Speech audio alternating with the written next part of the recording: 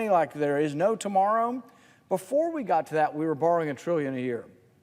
So the main segments of government, Medicare, Medicaid, Social Security, food stamps, other welfare, and military. That probably comprises 3/4 or more of government.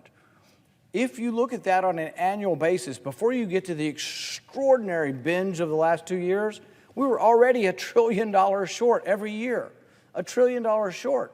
So last year we added a couple trillion more, and our deficit for the year, for 1 year, was $3 trillion. We've never, ever borrowed that much. There are going to be ramifications. You're already seeing some of the ramifications. You're seeing the prices in the grocery store go up. You're seeing the prices in the pump go up. You're seeing sometimes wages go up, but you're also seeing prices rising faster than wages, which often happens in an inflationary cycle. Some people have trouble comprehending how these numbers, what's a billion, what's a trillion. Reagan had an analogy he did, and he said that if you want to know how big a billion is, take $1,000 bills and put them in your hand. When you have them about 4 inches high, you've got $1 million. But if you want to know how much or how tall a stack of $1,000 would be if you had $1 trillion, it'd be 60 miles high, over 60 miles high. That's what kind of money we're talking about. That was to get to $1 trillion. So we have $1 trillion institutional debt that's added every year. But now we're talking about a time where they're talking about adding in one bill $3.5 trillion. The bill that they have before us has $1 billion in spending for every page. Every page of the bill has an extra $1 billion in spending. It's extraordinary. We've never ever seen anything like this. What happens when a country destroys its currency? We have examples in history. In Germany in 1923, the money was starting to lose its value in about September. And a loaf of bread might have cost 100 marks, where before it cost 1 mark. 2 weeks later, it was 1,000 marks. But then 2 weeks later, it was 10,000 marks. And then it was 1 million, and then it was several million. This happened in a 2-month period of time. People say, oh, when it comes, when the currency unravels, it'll be gradual. In Germany, it happened in a 2-month period. In Venezuela, the currency is completely worthless. Same as Germany. It's almost better to burn your currency for fuel or warmth than it is to spend it. This is what happens when you have runaway spending and out-of-control deficits. Venezuela is one of the richest countries in South America. They have more oil underground than Saudi Arabia. But frankly, socialism doesn't work. Socialism is this borrow and spend. It is this alarming tendency to want to offer everybody everything and say it's going to be free. Many of these things backfire. For the last year, we've been saying, well, oh gosh, we feel sorry for workers, so we're going to pay them while they're unemployed.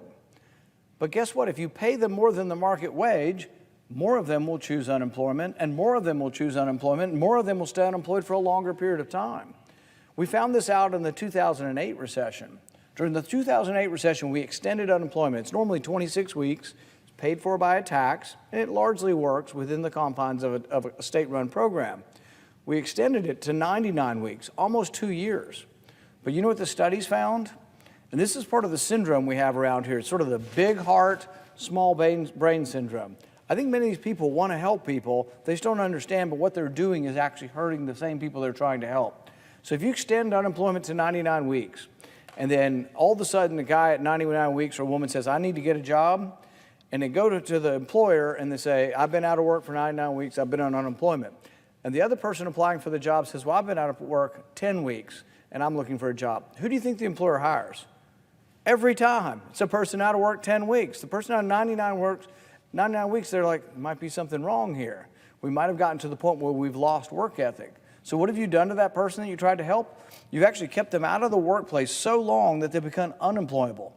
After they become unemployable, what do they become? The permanently unemployable, the non-working part. You wonder who this is? 62% of the country is in the working force, 38% is not. These are people permanently out of the workforce. These aren't people who can't work. These are just people, for one reason or another, are no longer in the workforce. Now, some of them can be people who can't work, and we have sympathy for that. But many of them are people who just stayed out of work too long, or took the wrong incentives, or became addicted to drugs or alcohol because they weren't working.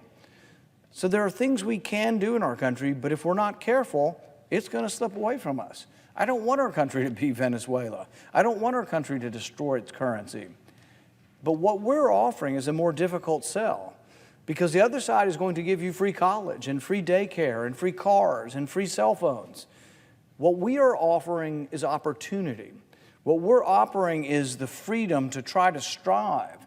We're offering equality before the law, not equality of outcome after you've done your work, after you've tried to participate. Equality before the law. And one of the interesting things that I think isn't often grasped by people is that if you want equal outcomes, if you want everybody to be the same and you want to equalize everybody, you actually have to treat them unequally.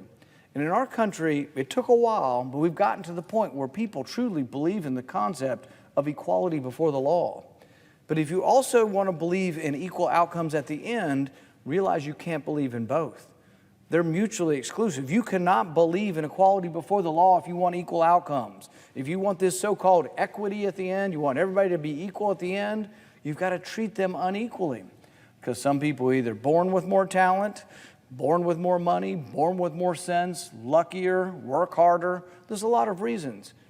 If you put 100 people in a room and you give them all $5, within an hour, somebody's gotten more. Somebody had some cigarettes, somebody really wanted to smoke, and they've got another $1. The money spreads around the room. They've done these experiments. Money doesn't stay in one place. But it's by and large in a free society based on work. But once the government becomes in charge of things, it becomes less of a meritocracy and becomes more of a society based on who you know. So there are rich people, don't get me wrong, and when you look at socialism, there are rich people. Maduro, Chavez, Castro, incredibly rich people. They own their own islands, they have billions of dollars. Their relatives are all rich. So instead of a society mostly based on merit, we talk about the greatness of America. One of the most important things about capitalism and freedom and what happened in America is for the first time, it wasn't based on who you were. It wasn't based on royal lineage. For the most part, Europe was, long-time landowners and royalty, and a very small percentage of the public did very well. In fact, before 1820, before the Industrial Revolution, virtually everybody in the world, 98% of the world lived in extreme poverty, a bare subsistence level, barely enough to eat. There was no obesity because there was barely enough food. You just scraped by. That was 98% of the world. Fast forward to today, after we've adopted what Adam Smith talked about as far as trade, division of labor, and capitalism, you know what we have now? When you look at poverty, less than $2 a day in the world, it's less than 10% of the world. You won't find this on television. There's not going to be any good news on television or in the newspaper. The poorest people in our country actually are equivalent to the middle class in most countries. We are a huge success, but we're a country misguided and led astray by media that aren't honest. So for example, if you watched CNN, you would think that nobody's getting vaccinated and it's a complete disaster and whoa, we're stuck in this rut because no one's vaccinated. It's completely untrue. Over 90% of people over 65 who are the most vulnerable are vaccinated. Now, sure, there are a lot of younger people who aren't vaccinated. There's some older people, but 90% is a pretty good success. Over age 50, it's like 75, 80% of people. People are informed. They know this is a disease that can affect any age, but affects primarily the older ages. For example, the one truth you won't be told is an 85-year-old has a 10,000 times greater chance of dying than the 10-year-old. Now, you think we should treat them the same? If you were their doctor, do you think a 10-year-old should get the same health care and the same prescriptions for what they need to do as an 85-year-old? Makes no sense at all. I see 10-year-olds and I see 5-year-olds out on the mall. My wife and I are walking down to the Lincoln Memorial the other day, and I see 5-year-olds in groups led by teachers wearing masks outside. There is no science to that. We got Dr. Fauci spreading mistruths across the country, saying we've got to forcibly vaccinate the kids. There's no science behind any of that. In fact, England is rejecting what we're doing. In England, because of the age skew, because of what they're seeing, that the people most at risk are of an older age, they're actually saying, instead of forcibly vaccinating children, why don't we try to make the vaccine doses available for the elderly? Why don't we target our care to those who are at highest risk? We have a problem in our country. We have people who have so politicized science that there are people struggling and dying every day because they've never heard about monoclonal antibodies. We have people dying every day because the government, at the behest of Dr. Fauci and a few other people, have said you can't get monoclonal antibodies if you're in the hospital. I talk to people every day who really have not yet heard of monoclonal antibodies, who get COVID again after being fully vaccinated or sometimes not being vaccinated and are not getting the treatment. Because Dr. Fauci says if you're in the hospital, you don't get it. And so we have medicine that is coming from on high, from a central authority like the Politburo, and doctors are afraid to prescribe. This has never happened in our country before. Doctors were able to make their own decisions based on their own experience, based on studies, based on real-life examples, but using their own discretion. Now doctors are afraid to prescribe monoclonal antibodies, and many of them are disallowed from prescribing it in the inpatient. Realize the ridiculous nature of that. You're in the emergency room, you're sick and you're coughing, you might be dying from COVID. You get to the emergency room, you don't know what to say, you can barely talk.